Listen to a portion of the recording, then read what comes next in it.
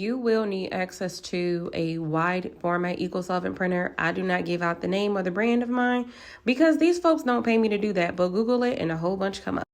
This is the sign that we're making. You are going to need corrugated sheets, X-Acto knife, scissors, and a squeegee.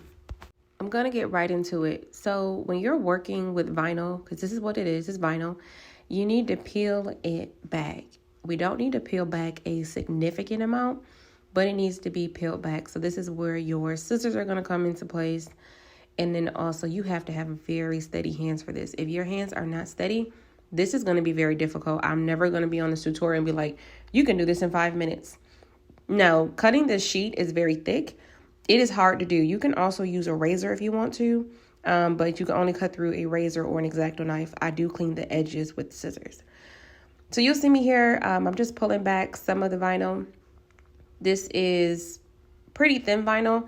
It goes on, if I had to rate it as far as like easiness, it's about like a good 7, solid 7 on the hard scale. And then I'm actually going to peel that back, and that excess that's in the back, I am going to pull that down. I do have multiple angles of this, so you're going to see the camera angle flip back and forth a little bit so I can show you guys what I'm doing from one angle to the next. So now this is where I'm showing you, I'm going to cut that piece off in the back. See me folding the vinyl back. I'm going to cut the excess piece of white off. Ignore my tongue being out. I don't even know like what I'm doing right there, but I guess it's just what I do when I'm concentrating. And then I'm going to go ahead and place that on to the board itself. So there I'm going peeling back even more. After I peel it back some more, you're going to see me make a crease.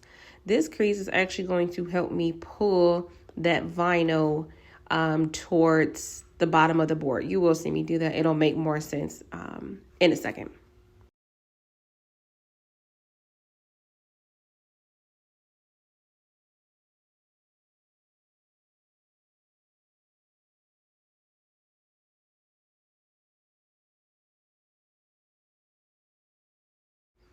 I'm then going to take my hand and just smooth that part out. With this squeegee, you do not want to use one of those hard squeegees like a Cricut squeegee. Don't do that. Those squeegees can actually scratch the vinyl.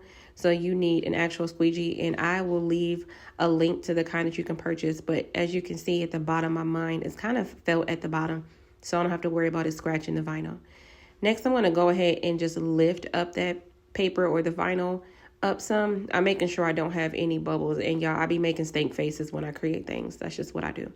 So as I flip this back, I'm actually going to keep one hand underneath it, and I'm pulling it, not all at one time, y'all. Do not just pull this back completely like a sheet. You're going to ruin the vinyl. So I'm going to pull it back little by little, and let me change the view for y'all. It's camera quality because I don't know what's going on right here, but what I'm doing is I'm just smoothing out the vinyl. I'm keeping my one hand underneath the vinyl the entire time, y'all. And I'm slowly pulling it underneath and then pushing it forward. And don't let the vinyl adhere or stick to the paper that's on the back, okay? You're going to ruin it. And as you see, I'm going super slow. Like, this is real time. I'm not going to speed this up.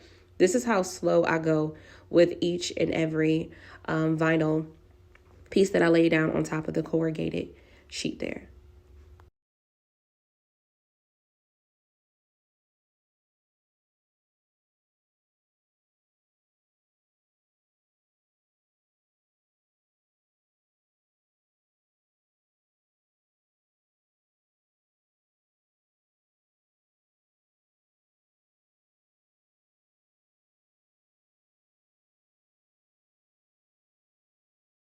Once you get to the end of the vinyl, you're going to just go ahead and pull that piece out. Slide it just like that from underneath and then smooth it out.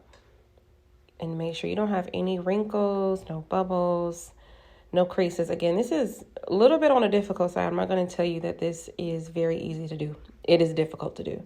But over time, it does get easier with practice.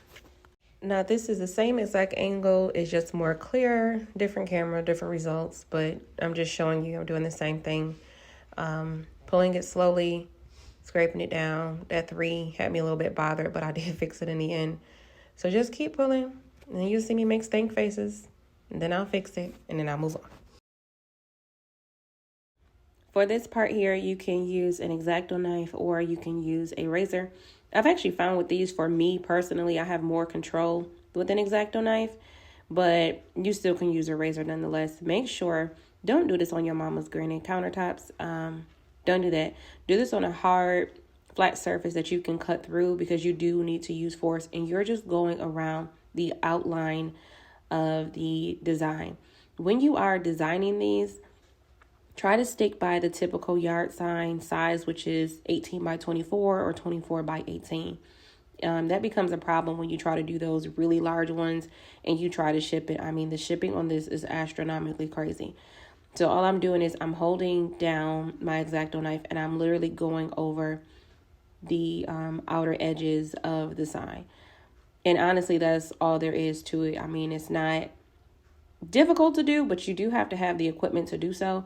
Again, I'm going to reiterate, it is a large format eco-solvent printer, but until these people pay me some money to shout them out, send me a roll of vinyl or something, y'all, your girl can't do it. But Google is a free resource that you can use to Google a whole bunch of wide format eco-solvent printers, and it will come up. So do whatever is best for you. So don't be on my YouTube talk about gatekeeping and all of that, because if you find another video like the ones that I've been posting, tag me in them, because I bet you won't. And I like to fight. Just kidding. No, I'm not. But go ahead and trace the outside of your design. And honestly, what I do after this part is if I see any jagged edges, I will take the scissors and cut around the jagged edges of the design. And then once it's cut out, you're done. I didn't record the whole process of me literally taking it all out, but you put your H-sticks in the bottom and you're done.